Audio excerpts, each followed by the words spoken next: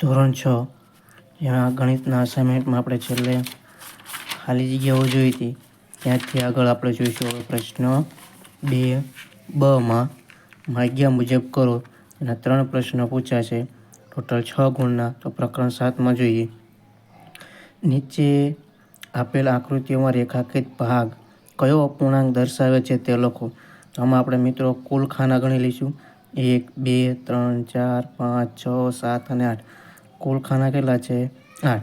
એમાંથી કેટલા છાંયાંકિત કરેલા છે? 1, 2, 3 અને 4. એટલે કુલ ખાના 8, એમાંથી 4 ખાના છાંયાંકિત. હવે એના છેદ ઉડાડીએ.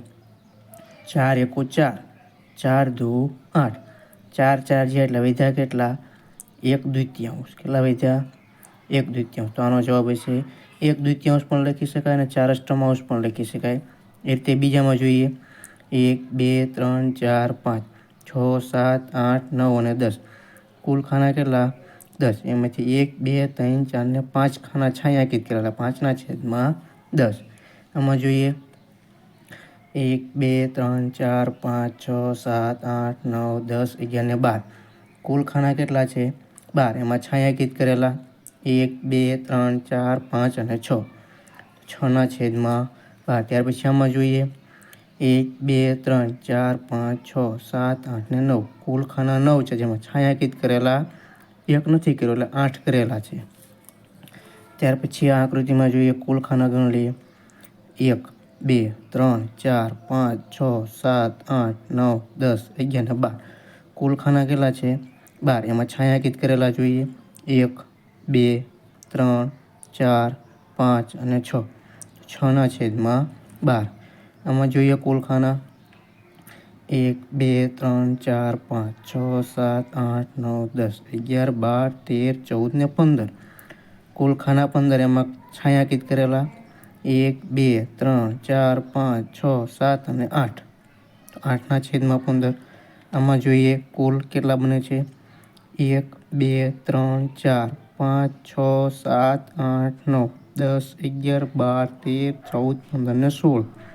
કુલ કેટલા છે? 16. એમાં છાંયાંકિત કરેલા 1, 2, 3, 4, 5 અને 6. તો આનો જવાબ છે 6ના છેદમાં 16. ત્યાર પછી આગળ 1, 2, 3 અને 4. એમાંથી છાંયાંકિત કરેલા 2 એટલે આનો જવાબ છે 2ના છેદમાં 4. ત્યાર પછી બીજી સૂચનામાં આપેલું છે નીચે આપેલા અપૂર્ણાંકો પ્રમાણે રેખાકૃતિને છાંયાંકિત કરો. તો કુલ કેટલા આપ્યા? 16. 16માંથી 9માં છાંયાંકિત કરવાના. તો કુલ ખાના ગણ લઈએ કેટલા છે? 1, 2, 3, 4, 5, 6, 7, 8, 9, 10, 11, 12, 13, 14, 15 અને 16. તો 16માંથી કોઈ પણ 9 ખાના આપણે છાંયાંકિત કરેલા કરવા પડશે. આવી રીતે 16માંથી કેટલા કરવાના? 9 ખાના છાંયાંકિત કરવાના. ત્યાર પછી બીજી આકૃતિમાં જોઈએ 5/8. તો કુલ ખાના 8 છે. 8માંથી કોઈ પણ 5 ખાના આપણે છાંયાંકિત કરવાના રહેશે. આવી રીતે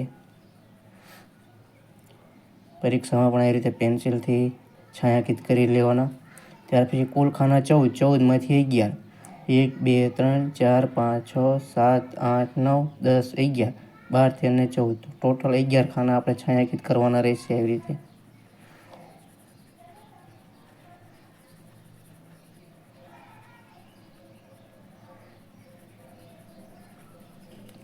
ત્યાર પછી કુલ 16. 16માંથી 5 તો ગણી લઈએ. પહેલાં અહીંથી ચાલુ કરવું.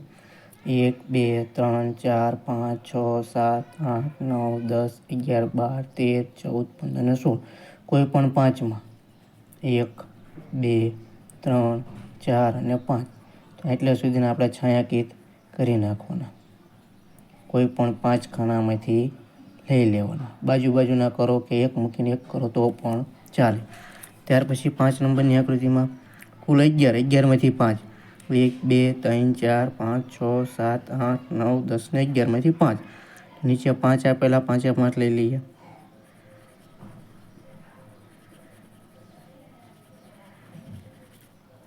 ત્યાર પછી 15માંથી 4. 1, 2, 3, 4, 5, 6, 7, 8, 9, 10, 11, 12, 13 ને 14, 15.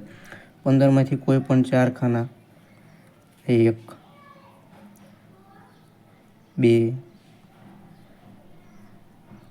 3, 4 કોઈ પણ 4 ખાનાને આપણે કલર કરી લેવાનો. ત્યાર પછી 4માંથી 3 કોઈ પણ 3 ખાના.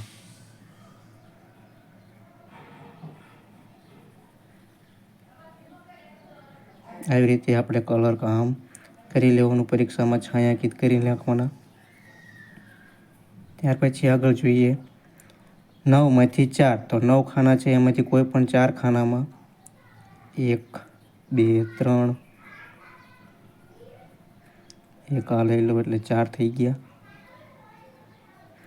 તો આવી રીતે વિદ્યાર્થી મિત્રો પ્રશ્ન 2બ બીજો સવાલ થાય.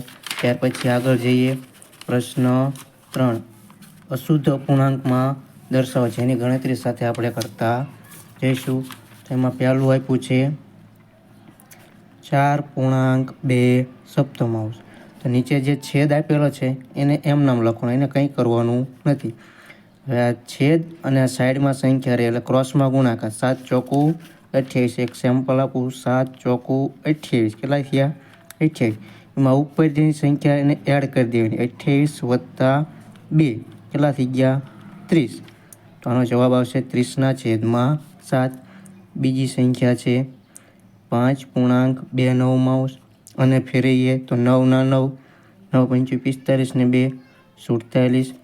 ત્રીજી સંખ્યા છે 7.2 છેદમાં 3 એમનામ રહેશે. 3 × 7 = 21 ને 2 = 23.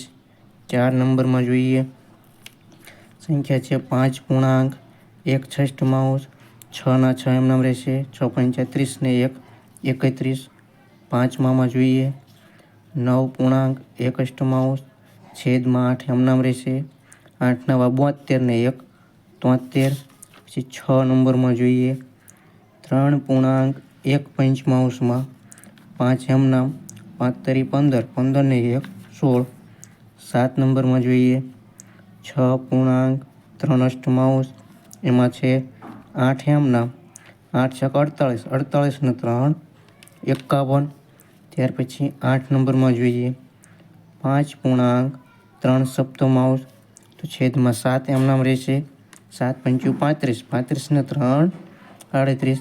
તો આવી રીતે વિદ્યાર્થી મિત્રો આપણે અશુદ્ધ અપૂર્ણાંકમાં દર્શાવી શકીએ. તો મળીશું હવે નેક્સ્ટ લેક્ચરમાં, જેમાં આપણે પ્રશ્ન 3 થી શરૂઆત કરીશું.